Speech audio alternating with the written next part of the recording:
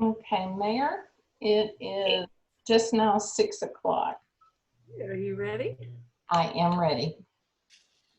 All right.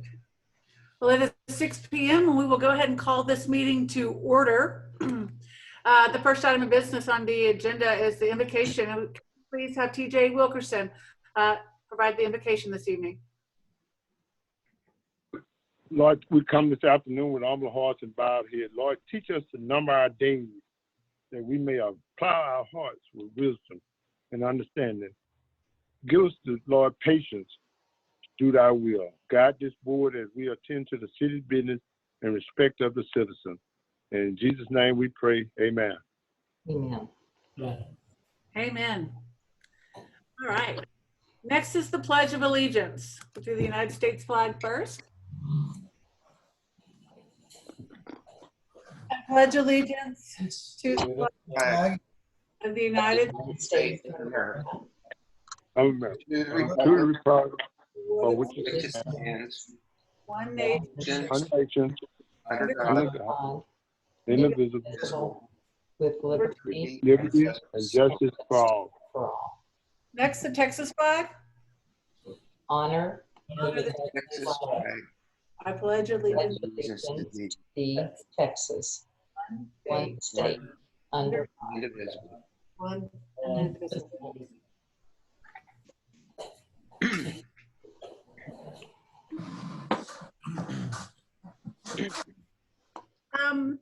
Ms. Hensley, I did not see that we received any feedback or questions from the public forum. Is that correct? That is correct. And I did just check also, just in case we got a last minute one, just to be for sure, and we did not. All right, great, thank you. All right, first item of business on our agenda this evening is the consent agenda. Item number 1, matters related to the approval of minutes of April 28, 2020 regular meeting. Number 2, consideration of possible action regarding an escrow agreement by and between the City of Montgomery and AutoZone Parts. Council, you can take these independently or together. What is your pleasure?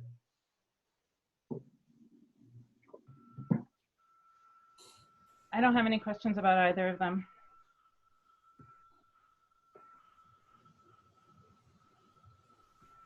I read through everything. I don't have any questions at this time. I move to accept the consent agenda. Second. It has been moved and seconded that we accept the consent agenda as presented. This motion is debatable and amendable, requires a majority vote. It is now open for discussion. All those in favor of accepting the consent agenda as presented, say aye. Aye. Those opposed say no. The ayes have it, the motion carries, and we will accept the consent agenda as presented.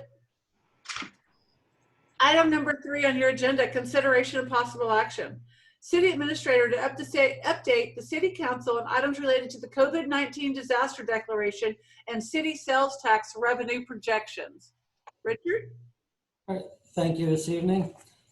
First off, with relation to the COVID-19 pandemic issues, I think everyone's already well aware of primarily the steps we've taken here at City Hall and the steps we're going through to work with the public, so I'm not going to rehash those. We are planning to reopen City Hall to public traffic May 18th if the governor stays on the schedule that has them opening office buildings at limited capacity on those dates. And we will plan to put signage out front to limit the people who are in the lobby at those times. And we will take those steps as we go along. We'll make sure that there's hand sanitizer available in the front of the building and ask people to use that prior to approaching one of the stations up there. And so we look forward to being able to hopefully restart that process one step at a time with the rest of the state. With regards to the sales tax revenue projections, as I tried to prepare this item, I tried to keep it simple to start, and it kept getting more and more detailed. What I did was I think I put several pages together of how I was looking at that. Rather than pretty much read that to you, which you could certainly have done yourself and have in front of you. I'd just like to point out a couple simple things on the spreadsheet page that is sitting in front of you. The first column is the general fund budget that was approved. An item that came up out of a question from Councilman Champagne back in February that I followed up with each council member later is that number was approved from an incorrect number, that there was $733,000 too high, which is a number we were going to correct up until the pandemic issue hit, and now we're going to have other issues. The second column is the actual collections of sales tax revenue to date through the first 6 months. And then how I calculated, or the numbers I calculated for a 30 and 50% reduction, basing the reduction point on taking the first 6 months of actual collections and then taking the reduction from that point going forward as average for each month. I think the most accurate of these numbers to be likely based on the issues that I've seen out there is basing off of a 30% reduction. I've met with the department heads so far and with our bookkeeper and staff. We're beginning the process of plugging in reduction numbers. And so I plan to report back to council with on a significant amount that we can take the steps from that into that direction. And I really believe that we'll be able to meet that reduction substantially by that period of time.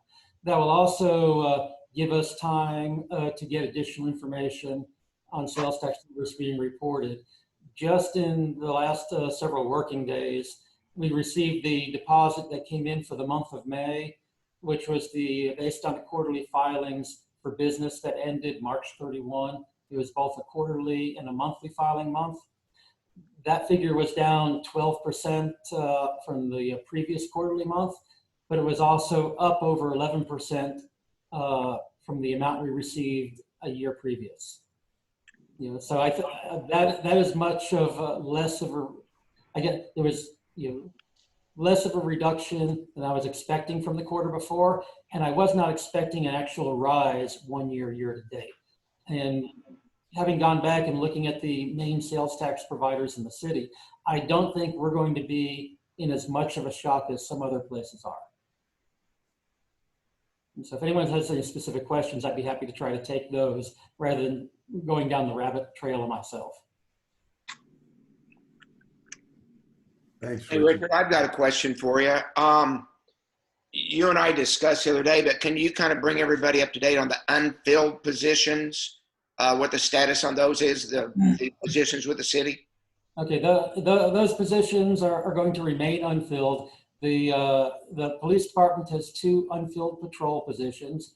Public Works has a position that was to be funded for the second half of the year. That's going to remain unfilled. In administration, we have 2 part-time positions that we're not going to be utilizing for the rest of the year. One was being used on a part-time basis, in administration for records, and one has been vacant since late last year. That was in the utility and permitting office, where we had a full-time person and a part-time person. That full-time person quit, the part-time person stepped up to the full-time position and has been, in my opinion, has been as efficient as both the full and the part-time person were previously. In that particular case, we just haven't needed to fill that position, and so we're going to continue to leave that vacant. There was also room in the budget for the beginnings of a position in the court department, and we're not filling that position either. So we're going to ride through without filling any of those positions. So that is certainly where some of the money from, off the budget will come, but that's not the only place where it'll have to come from. Okay. Did that answer your question? Yeah, it did. Regarding the utility fund grant money, how many people have applied for that? At the moment, Retailer. I have 2 completed applications for that, and I know of one other that's called and that we're expecting an application from. So at the moment, it's I would say 3. Okay. But to be clear, that's not coming out of the general fund budget. That's from the Economic Development Corporation budget. That'd be correct. Yeah.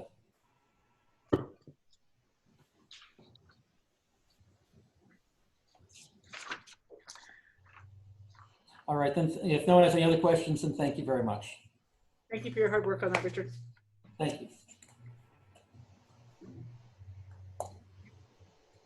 Number 4 on your agenda, consideration of possible action regarding a waiver for Hills of Town Creek Section 4 for an economic and utility feasibility study as required by resolution number 2015-14. Okay, in this area, the developer of the proposed Hills of Town Creek has requested a waiver from the requirement to have an economic and utility feasibility study. They believe that because of the previous work performed and studied, that negates the need for a study in this particular case. Neither the city engineer nor the city staff believes that we have the ability to waive that economic and feasibility study requirement. And certainly there's been a significant amount of time that's gone by since that work is being cited. The City Council Resolution 2015-14 is the one that requires these studies, and that was passed in June 2015.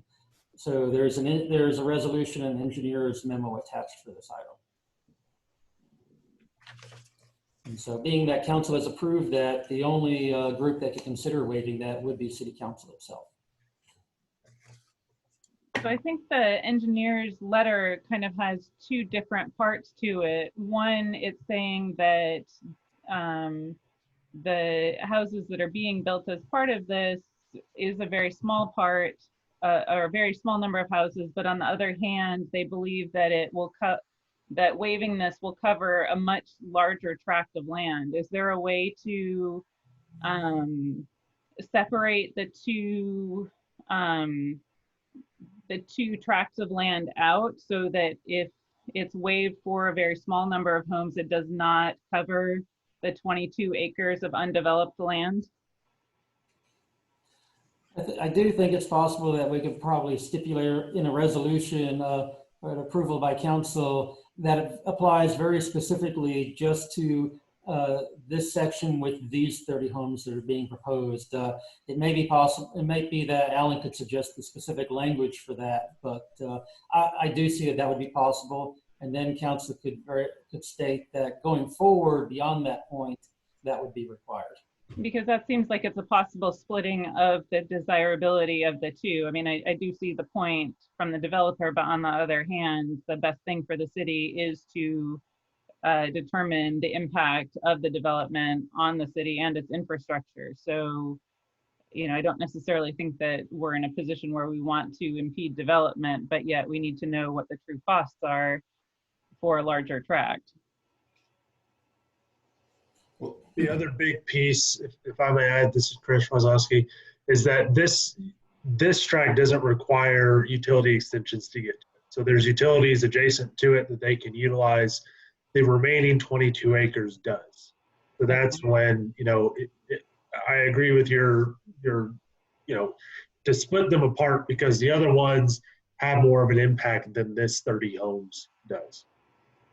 So I guess is the question that you're worried about the legality of the small number of homes is somehow tied to the 22 acres, and that's why we need to do it now all at once? And that was, and I can't remember where I wrote that. So my thought behind, looking at this as at one 30-acre tract, or excuse me, one tract with 30 acres versus, I think the developer at least has portions of interest in the surrounding properties, but not all the properties. To lump them together is, doing the study and plugging it all in to come up with a final number from a economic standpoint is more efficient than looking at little pieces, bits at a time. And so that was my basis behind that. But again, based on this 30 home development, I do not believe that it's going to have a significant impact on the utilities or anything that's out there today. It's mainly, what is left, and is this, as long as it's clear that the precedence isn't set, that by waiving it on this, 8 acres for 30 homes doesn't change the need for a requirement or at least a request for a waiver in the future for the remaining undeveloped acres. So could we get an enthusiastic agreement to participate in the feasibility study for the remainder then as a swap? Yeah. I don't think it's an issue, right? Well, I don't know. I guess the question would be more for the developer. Right, but I got a question. Alan, this thing, we don't have to amend the resolution. The agreement can be made specific to this transaction, can it not? It can be made specific to this transaction, yes. Okay, But I was just thinking it would be easier if they agreed that, if we did this, then they would enthusiastically participate in the future in a feasibility study. that's the ordinance. Hey, Chris, I've got a question. In the previous work that was done, it's just mentioned here in the description, the city engineer did not believe the previous work covered all the topics. What was not covered that you're not comfortable with? So from what we have found, and based on what the city going through their records, the latest work that was done was back in 2015 when the current Section 2 and Section 3 were starting up. And that analysis that was looked at that time solely based on the lift station capacity for lift station number 6 and a reevaluation of that. So the items that haven't been discussed and that are relatively minor in the terms of the cost of preparing a study are the escrow account amount. So that's just, basically what's the estimate to inspect it, et cetera. Calculation of the impact fee, again, is a basic, number of homes times the fee, a very simple calculation. The biggest thing is there any additional demand on traffic? But again, we're talking 30 homes at that light, which isn't a big generator from what's already there today. So, that was the point behind that. Was the study was based on, and the work that was done was based on the lift station, but did not include these other items. Okay, thank you. The fact is, these 30 homes are not going to negatively impact existing infrastructure capacity by virtue of your memo here. And I don't see where, and correct me if I'm wrong, this extension of the initial study has anything to do with anything following these 30 homes. Is that a correct assumption? Say that one more time. I'm sorry. I'm trying. So what it doesn't affect, so the study that was done did not have anything to do with what was following, or just the waiver is by itself? No. The feasibility study initially done in 2015 covers these additional 30 homes by virtue of it not impacting very much the existing situation. It has zero to do with any development that may or may not take place after the 30 homes. Correct? No. So when the analysis was done in 2015 on the lift station, it included assumptions for the entire area. Oh, it did. It did. And it also included, the main difference there was it works in the negative side, as they were assuming a second phase of the apartments in 2015, which is not going forward. And they assumed, I have to go back and find the exact document, but a handful of commercial usage. So that might change it where, the assumed demands in 2015 may be greater than the assumed demands today based on the virtue of the land use. I understand, but we're talking about the 30 homes tonight, right? Correct. So they may or may not develop the additional acreage. That's correct. Okay. And I'm sorry. No, John, I'm sorry I interrupted you. That's all right. And the amendment that Alan referred to would cover any perceived precedents that a variation or allowing these 30 homes to fall under the initial feasibility study would have no bearing on any additional development. Correct, Alan? Well, you could certainly make your variance conditioned on that, yes. Right, and that's what I'm saying. Okay. All right, Rebecca. No, I was just, actually, we're in total agreement. I think that the variance, if we decide to go forward with one, should specifically say that it is not approving any kind of assumption of a variance of the other 22 acres of undeveloped land within the development agreement area. I totally agree. Because that would change significantly the underlying assumptions that were made in the previous feasibility study. So is that your motion? Indeed. Since we're in such close agreement here, let's not ruin it. Yeah, let's not screw it up. I'll second it. Could you state your motion again, Rebecca? Because Yes, I could understand how you might miss it. I move that we approve the variance to the require an economic and utility feasibility study solely for the 30 houses that are going in the hills of Town Creek, section, is it 4? Yes.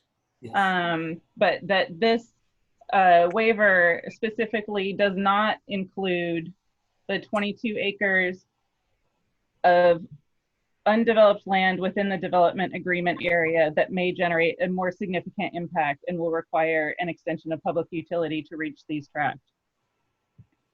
Thinking Alan will be able to craft something. Yeah. okay, we've got 2 motions on the table. We've got a motion to move to approve the variance to require the economic and utility feasibility study solely for the 30 houses of the hills of Town Creek, section 4. This waiver does not include the 22 acres of underdeveloped land. This motion is debatable, amendable, and requires a majority vote. It is now open for discussion. All those in favor of approving the variance to request economic and utility feasibility study solely for the 30 houses of the hills of Town Creek, section 4. This waiver does not include 22 acres of undeveloped land. Say aye. Aye. Aye. Those opposed say no. The ayes have it. The motion carries, and we will accept the motion as presented. And I did not state, but 22 acres does not have impact on, I have that note on here. So just for the records, thank you, Susan. All right. Next item of business on your agenda is item number 5. Consideration of possible action regarding variance request for minimum lot area and lot dimensions of the Hills of Town Creek, section 4, as submitted by Chris Cheatham, the Hills of Town Creek, LLC. Okay, this is again dealing with the Hills of Town Creek, section 4, for the 30 lot development there. The existing lots were developed with lot widths averaging around 50 feet, side yards of 5 feet, and lot sizes averaging 6,500 feet. The developer is asking for variances to allow for similar lot designs. These variances are minimum lot width. The variance from the minimum lot width of 75 foot with a proposed 50 foot width, and variance from the minimum lot width of 9,000 square feet with a proposed average 6,500 square foot. A number of lots also range between 15,000 and 27,000 square feet. The variance has been submitted to allow for 5-foot side yards instead of 10-foot side yards. This is a zoning ordinance and has a separate agenda item, since it will require action from the City Council as a zoning board of adjustment. And P&Z has reviewed these items.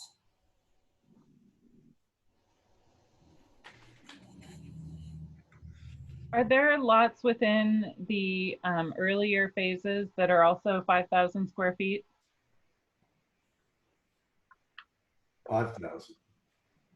Well, some of they're about 30% of the lots are 5,300, 5,500, 5,800.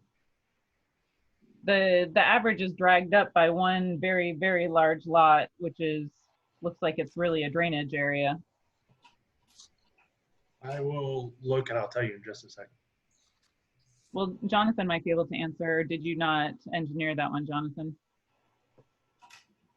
You're on mute. You're mute. Can't hear you, Jonathan. Yep, sorry about that. First of all, I apologize for me being the only reason you're here. I have pretty much every agenda item. So to answer that, I think the minimum lot, I believe, if I recall, was 6,000 square feet because we were able to achieve 50 by 120. The reason why handful of these are less than that is because just the sheer width to provide from the existing right of way of Emma's Way to the eastern property line that abuts the detention pond to fit the right of way in between. We were some of these lots are having to get down to 112, 113 or so square feet. So that's kind of a portion of the reason why some of these lots are a little bit smaller. Some of them on being on the a certain side is a curve. Some of those lots on the back end got a little bit skinnier than 50 feet. So those are a few reasons why some of those are a little bit less than 6,000. Okay. To Kevin, answer your first question, Becky, the smallest lot in sections 2 and section 3 is 6,000. Okay. There's nothing less than 6,000. Okay. can you hear me okay? Yes. Okay, my question was, in the letter I saw where it says, design and layout of the proposed 30 lot section is consistent with the 100 lots already built out adjacent to the site. That's where I was a little confused. Was it saying that we already have lot sizes that are that size? Well, I think you just answered that. Yeah, the answer is no, right? Essentially, it was more that we have a 50-foot lot width and a 5-foot building line setback.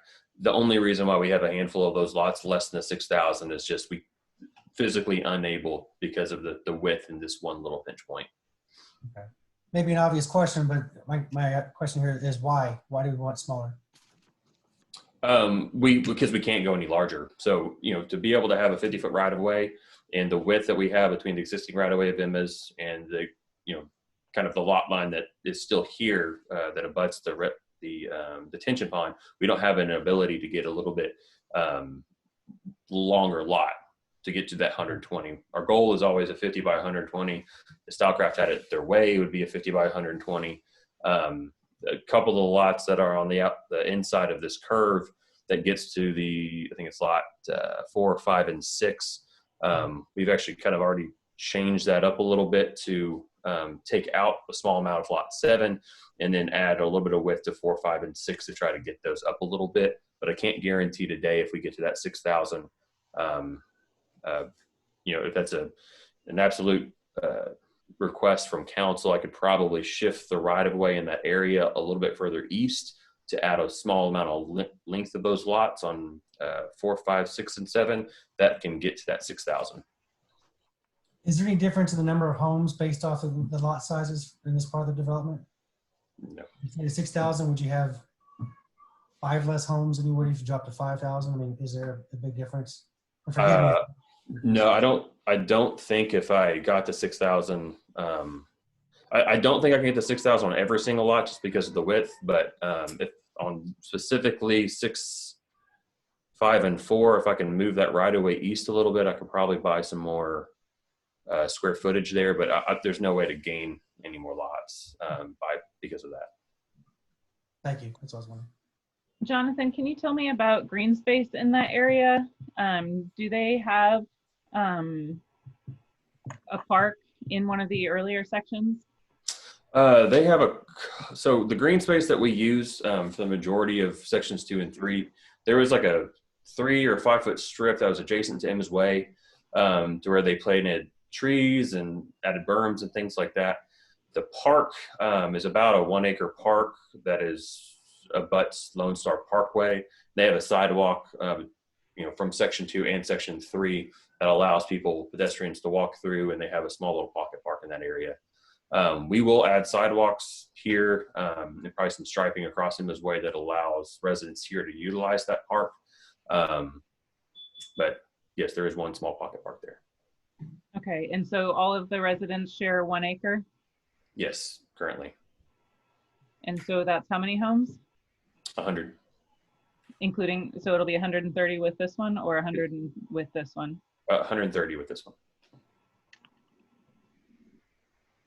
What are the price points, Jonathan? They'll be similar to what they have now. I think their average is $220, $250, something like that.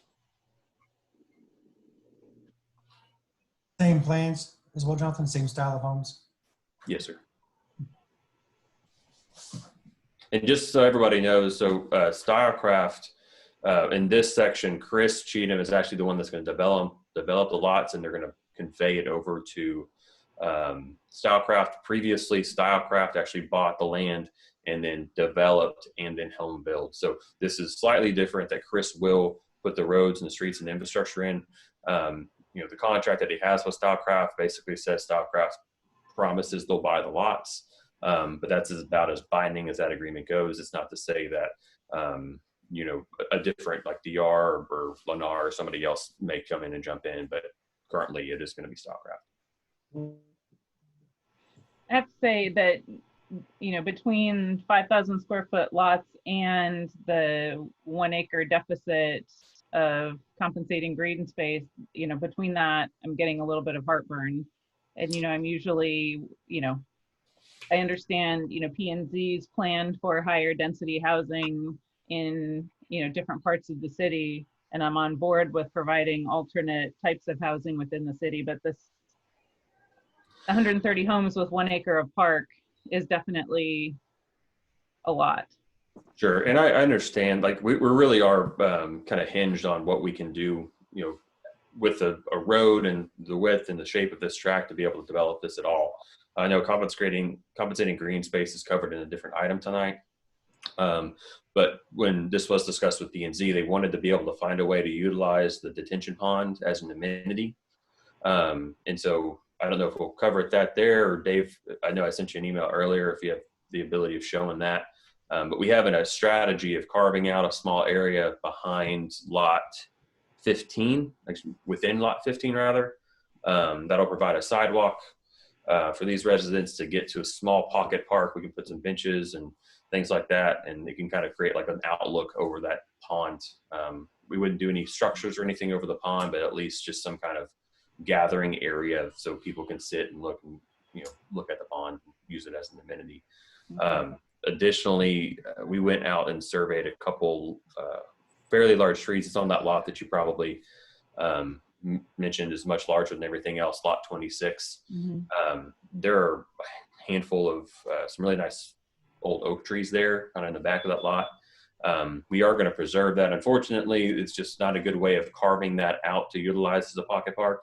But, you know, we are going to try to preserve that to be able to, one, create a buffer between the apartment dog park and that residential lot, and then just kind of add a little bit more of a kind of a older feel, I guess, be able to save a few trees. So those are a few things that we're trying to do to be able to preserve and create a little bit of a green space.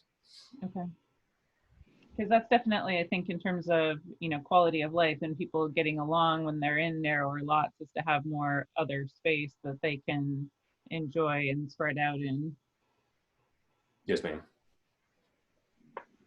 Okay, so I guess, you know, to me, you did mention that that would be brought up earlier when it's the compensating green space or the lack thereof, you know, but I view them as being integral to each other. So, sure. Dave, do you have that visual?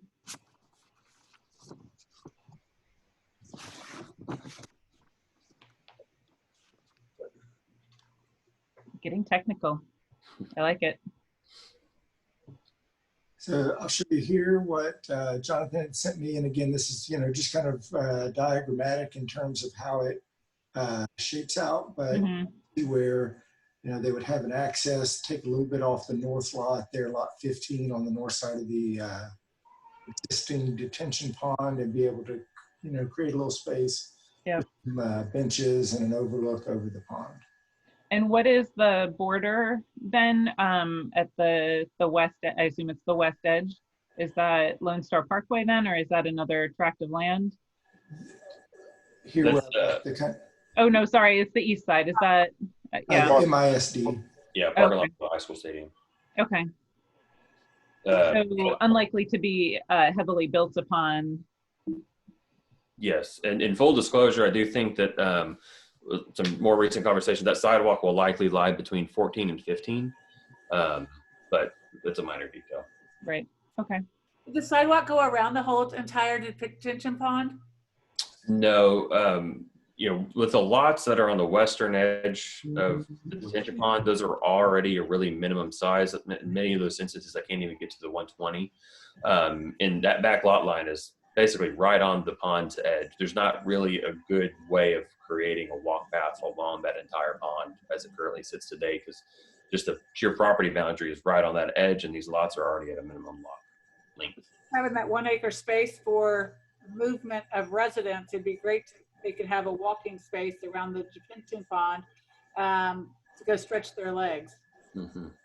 If Yeah, that's an idea. Right. What type of fencing will those homes have on the back facing the pond? Will they be wrought iron or? Yes, anything that faces the pond on the rear will have wrought iron. Anything on the exterior, likely MISD, will have what they call like a border fence, which is the solid wood fence that they have like along Lone Star Parkway. And I know this is probably the builder detail, so forgive me if I'm not exactly accurate with what gets put out there, but this is what I would expect. I'd expect with what goes along the future water plant boundary would probably be that perimeter fence as well. And obviously the screening from the apartments, we probably have the fence there too. So really the majority of the fencing will be that perimeter fence. Thank you, Jonathan. Sorry, will there actually be water held in that pond? There is currently today. Okay.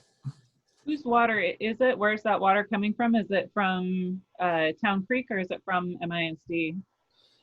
Just the drainage that goes in there. It was over excavated. And so the actual pond of the outfall, it's over excavated, so many feet that will hold water. Right. I don't recall exactly how it was constructed, but it was probably constructed with a clay liner on the bottom of it. That way you won't saturate in the soil.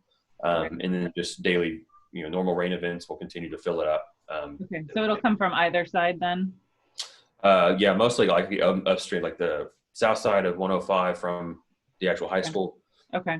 I think ultimately get some of this, yeah. Okay, just curious. Okay, thanks One for more explaining it. question. Yes. One more question. Will there be a fountain feature or anything like that inside the pond? Or just... There's not currently today. I can't guarantee there will be one in the future, but I mean, the pond was ultimately designed originally to be an amenity. There's many apartments that currently overlook that today, and I believe those are set at premium rates because of the visual. Thank you. Do they have an HOA that maintains that? There is an HOA for the subdivision. I'm not privy to who actually owns, maintains the pond currently. But that would have to be something that's worked out so it is maintained, which I think Chris still has a partnership within the apartment. So he semi has, his hands in basically all of this right now still. Right. Okay.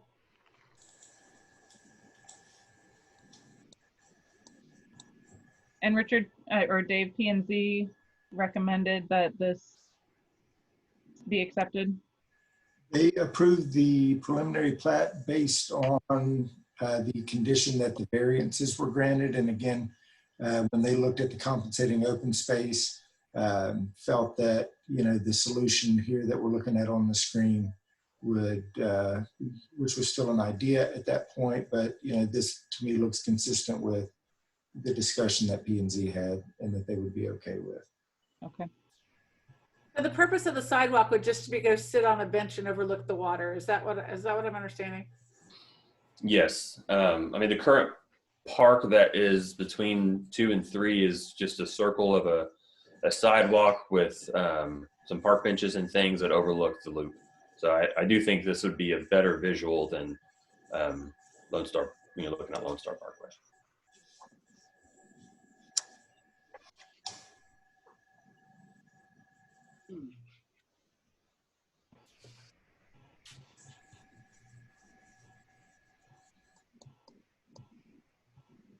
Hey, TJ, what do you think?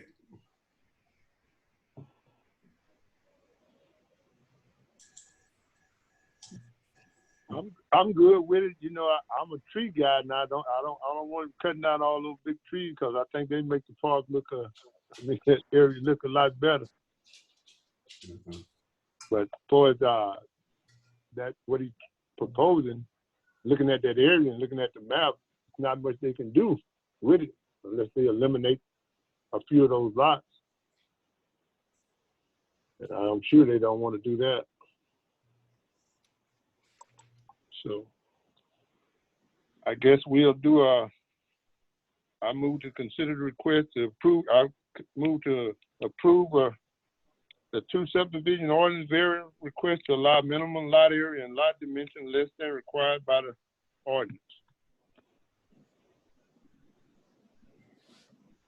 Second. It has been moved and seconded that we accept the variance similar to the lot design with the variances included. This motion is debatable. Amendment requires a majority vote. It's now open for discussion. Do we need to put a restriction on it so that it is, I know John hates this, but substantially similar to what has been presented to us? This isn't a blanket, 60 lot approval. Okay, We get variances all the time. Yes, but this is specific to this plan. I think as long as the design plans are going to come back consistent with what the plat shows or the preliminary plat shows, I think we're probably safe. Okay.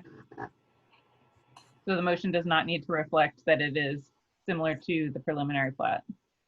Right. No, I think we're already. Okay. Okay. It's clarification for the new guy here. So if we approve this variance, then that doesn't mean that all the other builders coming in. Okay. Thanks, John. All right. So every variance that we do has I believe, its own set of circumstances that mean that we are not setting a precedent. I saw Alan do one short nod. That means I'm half right. You are correct. They're not precedential in nature.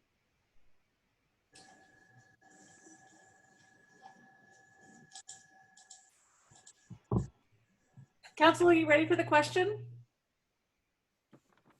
Yes. All those in favor to approve the 2 subdivision ordinance variance requested to allow minimum lot area and lot dimensions less than required by the ordinance, say aye. Aye. Aye. All opposed, say no. The ayes have it. The motion carries, and we will approve the 2 subdivision ordinance variance requested to allow minimum lot area and lot dimensions less than required by the ordinance.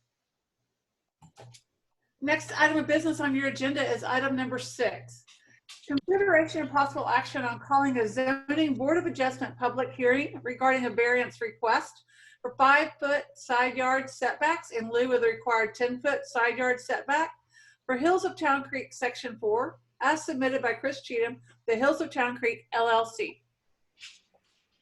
Okay. This item is related in the lot size and dimension of variance request, but side yard requirements are part of the zoning ordinance, and the variance process is different than the subdivision ordinance variances.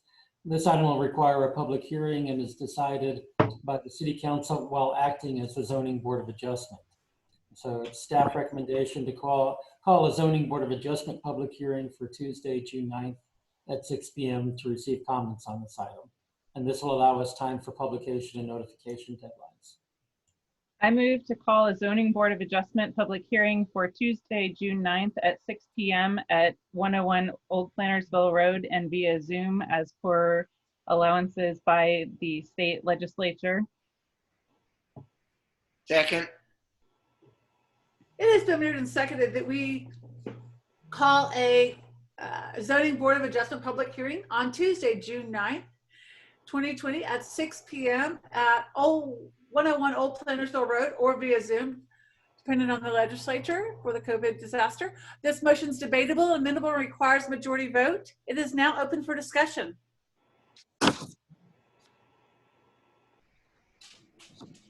All those in favor of calling a zoning board of adjustment public hearing for Tuesday, June 9th at 6 p.m. at 101 Old Plantersville Road or via Zoom, depending on the state legislature, say aye. Aye. Aye. All those opposed say no. The ayes have it. The motion carries, and we will have a zoning and board of adjustment public hearing on Tuesday, June 9th at 6 p.m. at 101 Old Plantersville Road or via Zoom, depending on we're open. All right. Next item of business on your agenda is number 7. Consideration of possible action regarding a variance request for the requirement to provide compensating open space in lieu of minimum size lots of 9,000 square feet of the Hills of Town Creek, Section 4, as submitted by Chris Cheatham, the Hills of Town Creek LLC. Okay, I believe this is the item referred to by Jonathan earlier. When City Council approves a variance for lot sizes smaller than required by code, compensating open space is required in the subdivision at a minimum 1-to-1 ratio. The developer is asking for a variance not to provide any compensating open space for the deficit of 1 acre. And Assistant City Administrator Dave McCorkadale was reviewing this item, so he's also available here for this item as well.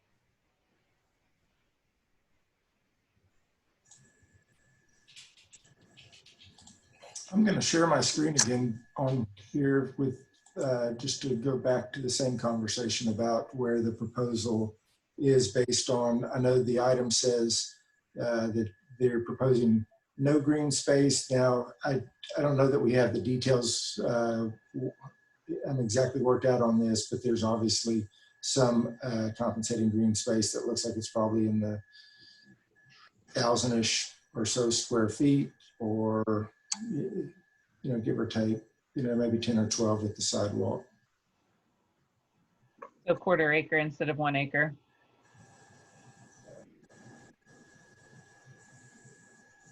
It does sound bad though, when you have an 8-acre park or an 8-acre development and you're short by an entire acre. That's like, 15% shortage.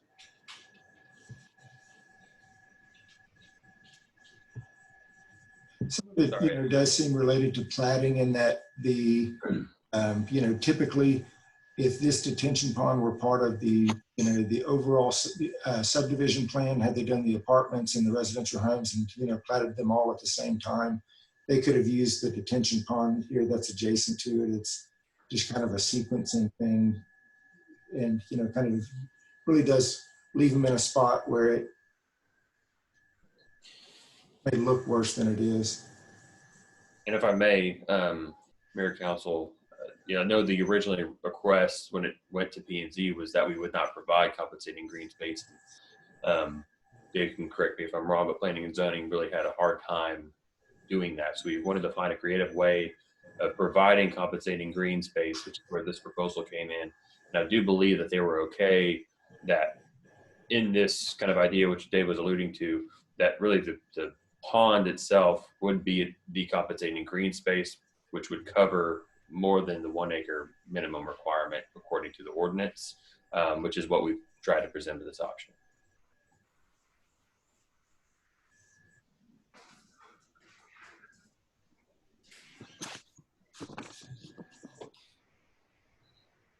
Quick question here. I'm getting back to my water features because I love fountains. Is there something where we could, to make that space a little more attractive and more relaxing, going back to like a nice little lit fountain of some type in the middle of the pond, just to make it a little more, I don't know, make it feel bigger. I don't know. And I can't commit to that today without kind of talking to Stockcraft or Chris Cheatham, not to say that they would not jump on board with that. So I can't say one way or the other. If it's council's, decision to make it that a requirement, then that would just be something we have to bring back to them to see if they do it. I have to go back to them to give you a formal answer. But I understand. I was trying to look on an area real quick to see if there happened to be one already, but there isn't. I didn't think there was. Any other thoughts on that from my fellow members?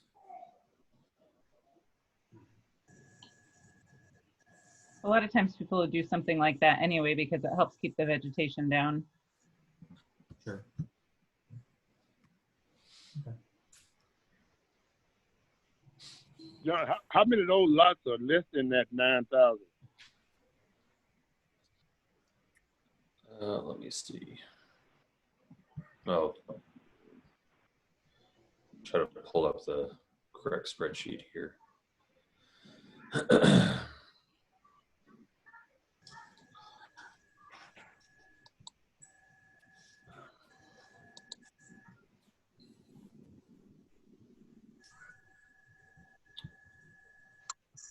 Sorry, I'm trying to get to the right. No problem.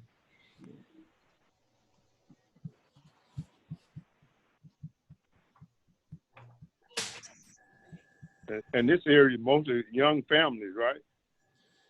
Yeah, for the majority. I know it's been a little bit across the board, but I mean, it is kind of average.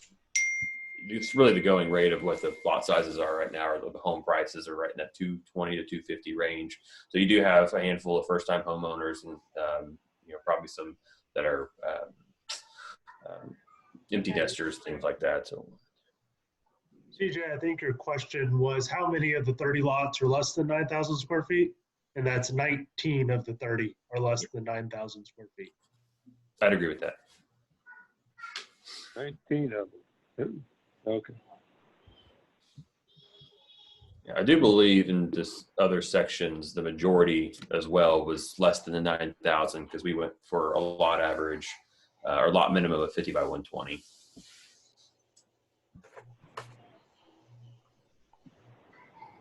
And then, if we're using this other little pocket park to kind of overlook the pond, kind of mention it that these 30 lots would be able to utilize the pocket park in section 2 and 3, vice versa. So current lots in sections 2 and 3 would be able to utilize this area as well as an amenity.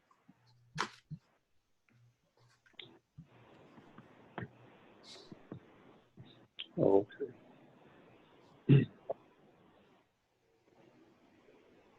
Well, from what I can see, you guys have squeezed out every square inch that could possibly be taken out without removing at least one lot. And utilizing every inch you have. Yes, sir. It's a very odd shaped tract. Yeah. Okay.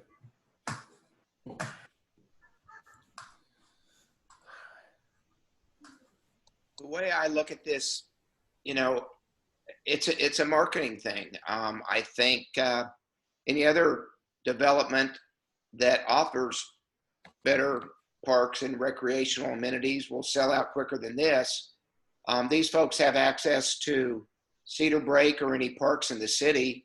But I know a lot of the, call them starter homes or homes for young families. Ideally, it'd be great to have parks and green belts, but from an economic standpoint, I can see why the developer's doing what he's doing.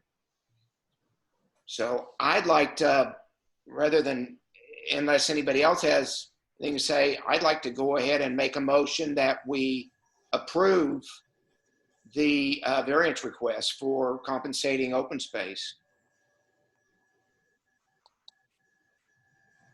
I'll second it, Tom. I mean, it's definitely not the ideal, but I agree with what you're saying. Unfortunately, I mean, not unfortunately that I'm agreeing, but I can't have everything that I want. If I can have clarification when we're reviewing plats going forward. The compensation. Sorry, I'll wait. Chris, did you have some additional? I did. The question was that with or without what they're proposing on Dave's screen? Is that just blanket, they don't need any compensating green space, or no compensating green space except for the concept being proposed? Okay, I understand what you're saying. So except for, we'll say that. But just based on what the developer's requesting and what they're showing, I'm okay with that. I mean, it's not a lot of opportunity for families, places to spend. It's a postage stamp, but it is what it is. So to answer your question, hopefully, Chris, as it shows on the screen, everybody has to share that little postage stamp. Well, to your point, that Tom, that'll also drive them more to town to some of our other parks, which also has them pass our businesses and stop in for lunch and things like that. So, we've got a lot of nice things here in town for them to do. So if the clarification was that the motion included the 6,000 687 square feet of pocket park with benches to overlook pond and the sidewalk leading to that. I second it. Thank you. It has been moved and seconded that we approve the compensating open space variance request of the 6,687 square foot pocket park on the north end of the retention pond. This motion is debatable, amendable, requires a majority vote. It is now open for discussion.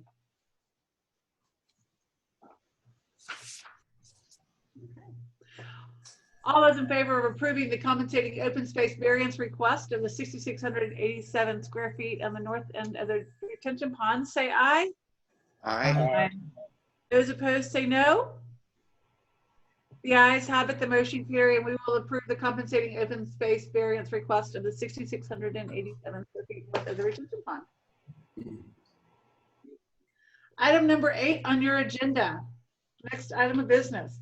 Consideration of possible action regarding calling a public hearing for a rezoning request from B commercial to R1 single family residential for the proposed Hills of Town Creek Section 4 as submitted by Cheatham Management. Okay, we're still talking about the same development. This is a continuation of the existing residential development on the west side of the city. And the same home builders plan for construction of homes. Sections 2 and 3 have a total of 100 home sites. 55 are currently completed, 18 under construction, 27 lots remain available. And this plans in this area call for 30 new home sites that will be similar.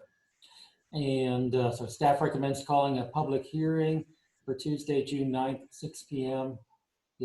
Again, via teleconference to receive items on this request. Using this date will allow us proper notification and publication deadlines. I move we call a public hearing for Tuesday, June 9th at 6 p.m. via video teleconference to receive comments on Second. It is voted and seconded that we approve the public hearing for Tuesday, June 9th at 6 p.m. via video teleconference to receive comments on the request. This motion is debatable, amendable, and requires majority vote. It is now open for discussion. All those in favor of the public hearing for Tuesday, June 9th at 6 p.m. via video teleconference to receive comments on the request, say aye. Aye. Aye. Those opposed, say no. The ayes have it, the motion carries, and we will have a public hearing on Tuesday, June 9th at 6 p.m. via teleconference to receive comments on this request.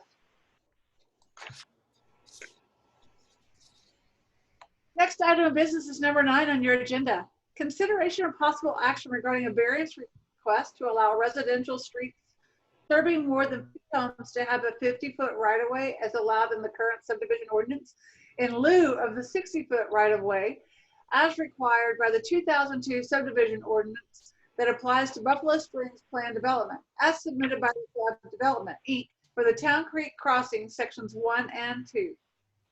Okay. All right, after all these other agenda items out on the western side of town, we're shifting to 125-acre development north of Buffalo Springs, near the intersection of Lone Star Parkway and Buffalo Springs Drive, where they have 199 residential lots and 8 commercial reserves. And this is part of the planned development agreement with the developer, and they follow the 2004 ordinances that under those ordinances require the 60-foot right-of-way for residential streets serving more than 50 homes. The developer is asking to follow what the current subdivision ordinance allows, which is a 50-foot right-of-way for all residential streets. It's important to note that the right-of-way does not affect the width of the street itself. What this variance would do is allow homes to be placed 5 feet closer to the street than if there was a 60-foot right-of-way was used. Assistant City Administrator Dave McCorkadale did the research work on this, and so he's available for this item if there's questions on that as well. And strangely enough, Jonathan White is still on the hook for this.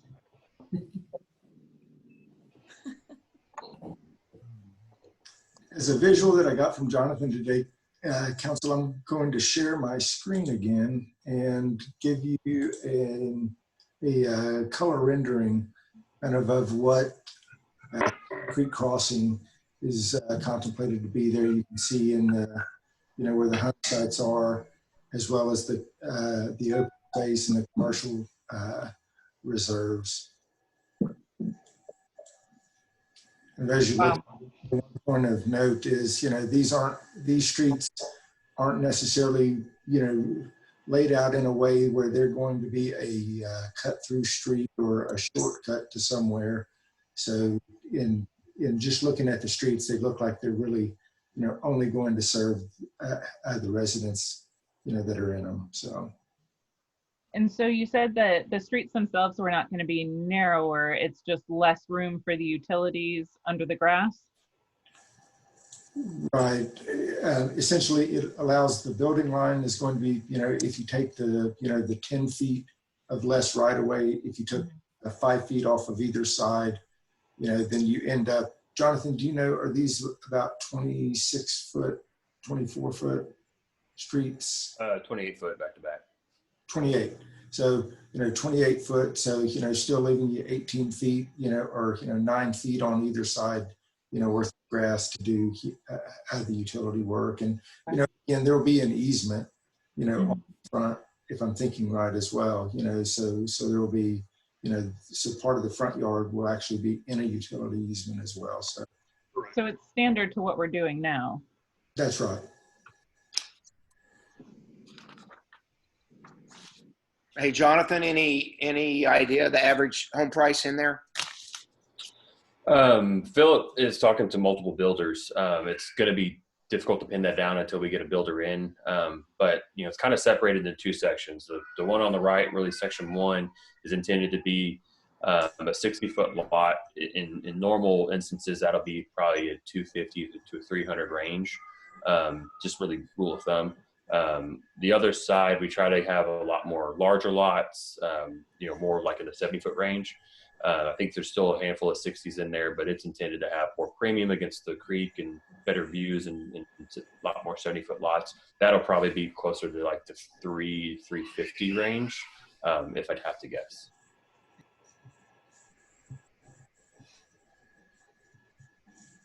Any chance that there's going to be a jogging trail along the water, the back part of the house?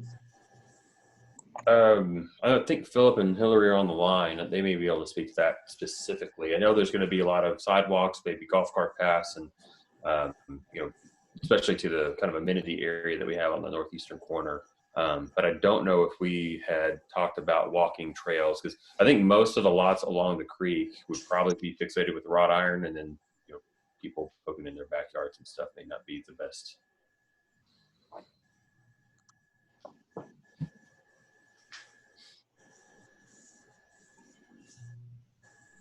I feel like if the streets are the same width, and it's what we have under our current standards, I'm not sure that there's any reason not to allow it. Second. Agreed. Second. There's plenty of green space too, so that looks aesthetically good. I think John thinks I made a motion, so I approve the subdivision ordinance variance request. Move to approve the subdivision ordinance variance request to allow 50-foot residential street rights of way. Second. It has been moved and seconded that we approve the subdivision ordinance variance request to allow 50 feet residential streets right of way. This motion is debatable, amendable, requires a majority vote. It is now open for discussion. All those in favor of approving the subdivision ordinance variance request to allow 50-foot residential streets right of way, say aye. Aye. Aye. Those opposed, say no. The ayes have it, the motion carries, and we will approve the subdivision ordinance variance request to allow 50-foot residential streets right of way. Item number 10 on your agenda. Consideration of possible action regarding variance requests for minimum lot and lot dimensions for Town Creek Crossing, section 1 and 2, as submitted by Lefebvre Development, Inc. Again, this development, they're looking for variances from the minimum lot width of 75 foot, proposing 55 to 60 foot width, and variance from the 9,000 square foot minimum lot size. Proposed lots are between 7,000 and 10,000 square feet. These lots will also have 5-foot side yards. There is no variance needed for that since the zoning ordinance from 2004 that governs the agreement allows for the 5-foot yards. Also to note is the 2004 subdivision ordinance does not require an opinion from planning and zoning for these variances. So these are put directly to city council for your consideration.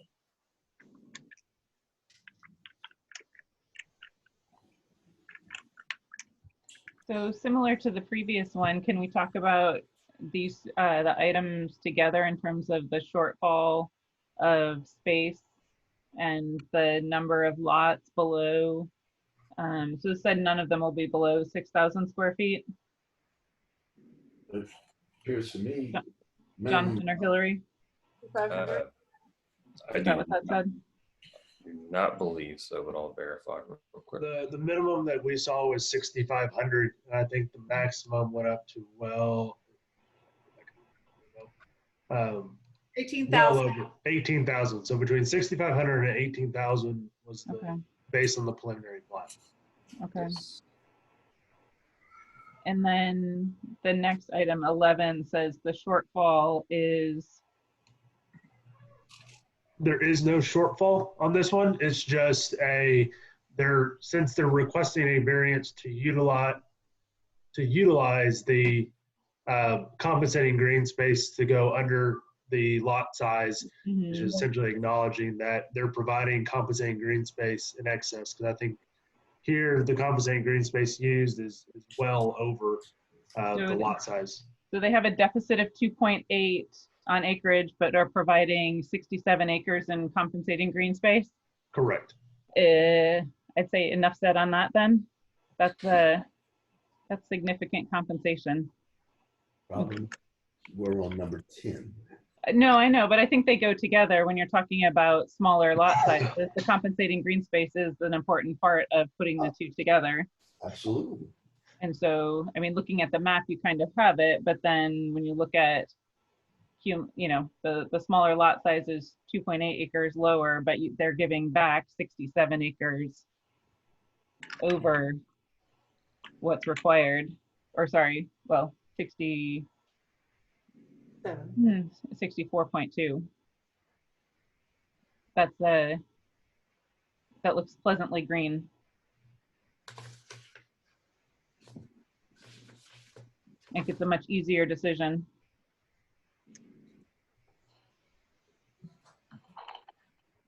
Go ahead, Kevin. I move to combine the items. Is that what you're asking? No, I think you can take them one at a time, but I think Can't you take them one at a time. She's just but if you trying to have some confuse questions. you. Yeah.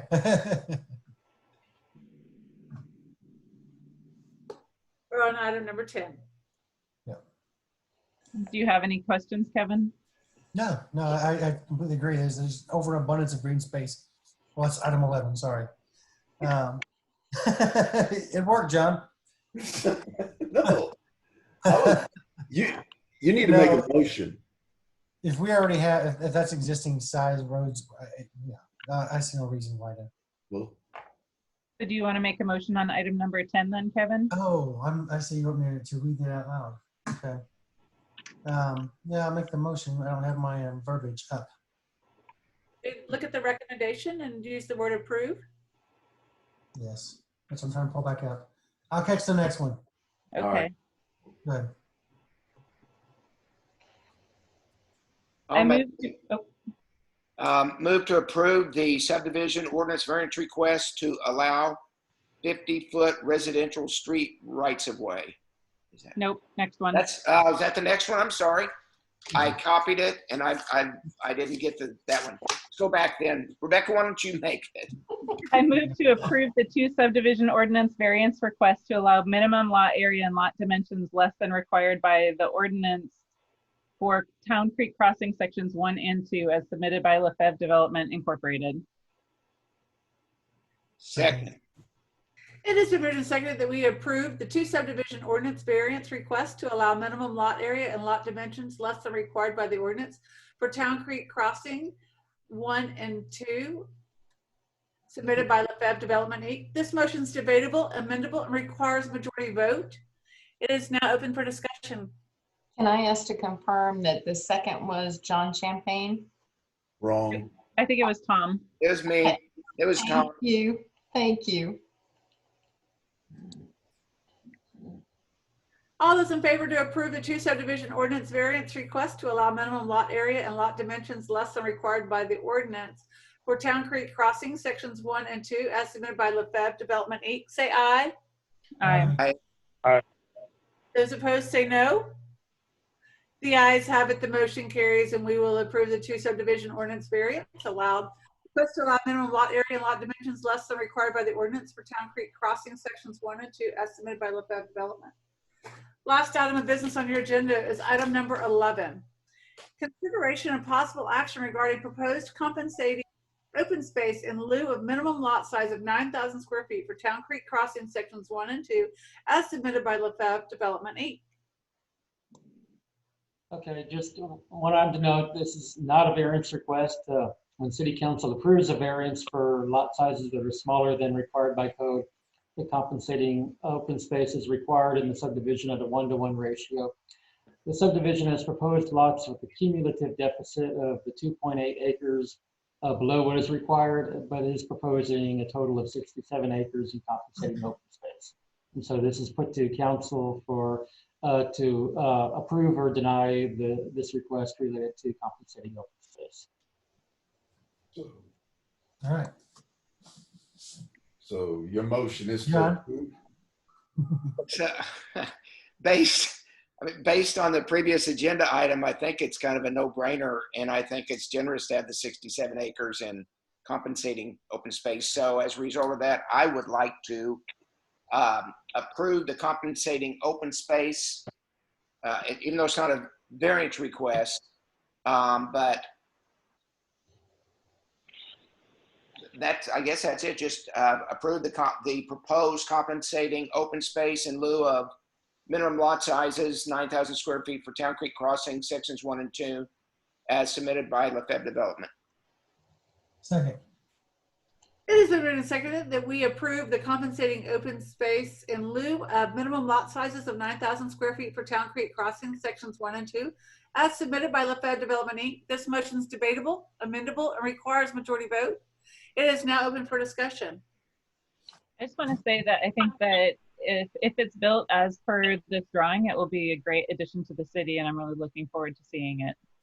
Yeah. Yep. Council, are you ready for the question? Yes. Yes, ma'am. All those to approve the compensating open space in lieu of minimum lot sizes of 9,000 square feet for Town Creek Crossing, sections 1 and 2, as submitted by Lefebvre Development, say aye. Aye. Aye. All those opposed say no. The ayes have it, the motion carries, and we will approve the compensating open space in lieu of minimum lot sizes of 9,000 square feet for Town Creek Crossing, sections 1 and 2, as submitted by Lefebvre Development Inc. Thank you very much. Thank you very much, guys. Looks great. All right, there is nothing on the agenda this evening for executive session. Is there anything for council inquiry? Richard, can you give us a timeline for our budget amendment? And I guess what I'm looking for is, you know, you gave us an idea of what you thought we were going to be foreseeing in terms of our revenue drop, but obviously at some point we need to do a budget amendment.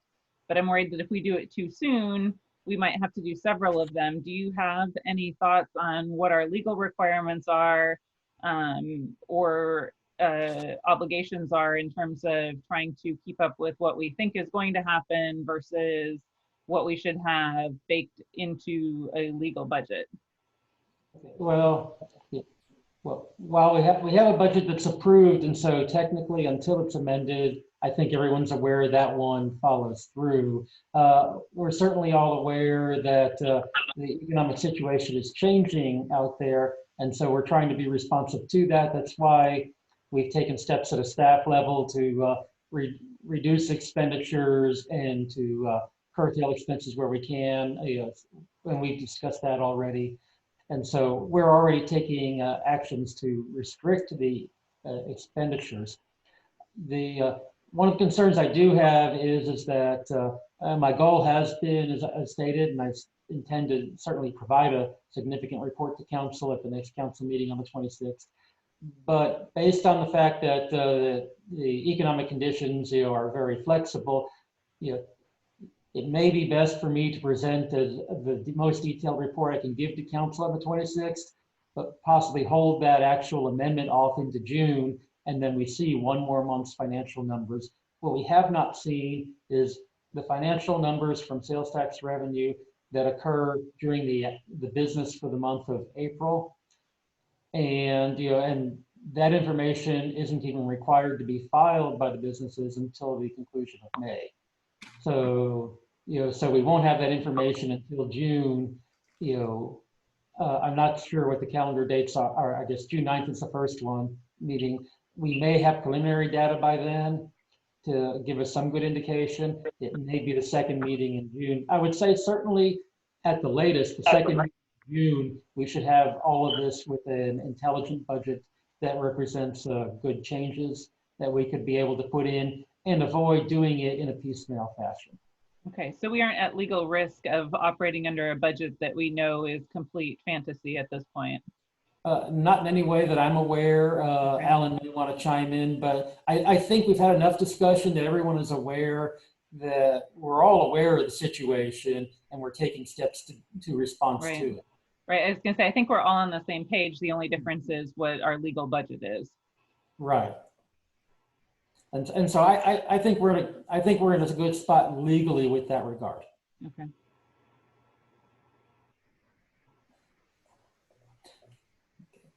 Are there any other questions? Anything else? Sorry, I have one more. Okay. Given that Anthony is new, are we good with making steps for paying our bonds when they come due? I don't think we're due until September, but I know that Kathy used to take plotting and early steps, which I much appreciated because it was like returning a lob in tennis, that was telegraphed in advance so that our counterparts knew that if something had happened, they had plenty of time to call us because they were so used to us being ahead of schedule. I was wondering if we're on top of that.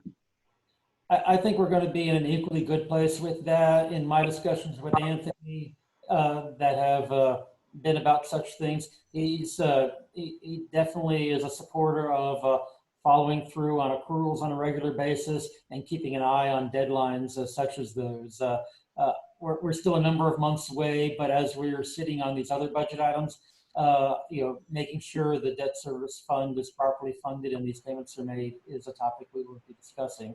And I'll make sure we mention that point specifically. Okay. But given his tendencies with the budget and the discussions I've had with him, I think we're quite safe with regards to the way he looks at that. It's similar. Great.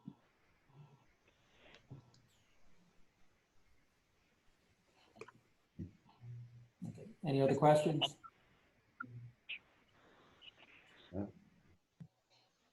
I'll entertain a motion to adjourn if there's nothing else. Move to adjourn. Second. It is a moved and second that we adjourn. This motion is debatable, amendable, requires majority vote. All those in favor say aye. Aye. Those opposed say no. The ayes have it. The motion carries and we will adjourn the meeting. It is officially 7:18. Thank you, everyone. Have a great evening. Thank you. Thank you.